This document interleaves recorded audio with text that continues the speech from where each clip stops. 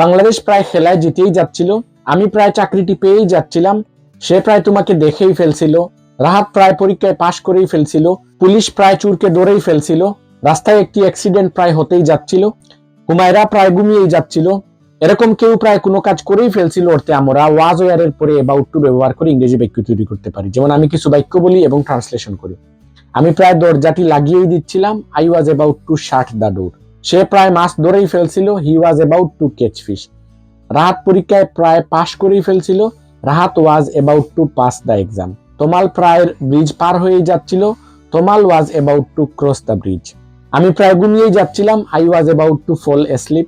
হুমায়রা প্রায় আমাকে দেখেই ফেলছিল, Humaira was about to see me. Rahat সাপকে প্রায় হত্যা করেই ফেলছিল, Rahat was about to kill the snake.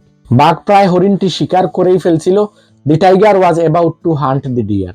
Police প্রায় চুরকে ধরেই ফেলছিল, the police was about to catch the thief. তো এই ভিডিওতে আমরা শিখলাম কোনো কাজ কেউ প্রায় করেই ফেলছিল অর্থে আমরা ওয়াজ ওয়ারের পরে অ্যাবাউট টু ব্যবহার করে থাকি। তো আমি স্ক্রিনে কয়েকটি বাক্য দিয়ে যাচ্ছি, আপনারা সেগুলো ট্রান্সলেশন করে কমেন্ট সেকশনে দিয়ে যান, যেন এগুলো আপনাদের প্র্যাকটিস হয়ে যায়। Thanks for watching, see you in the next video.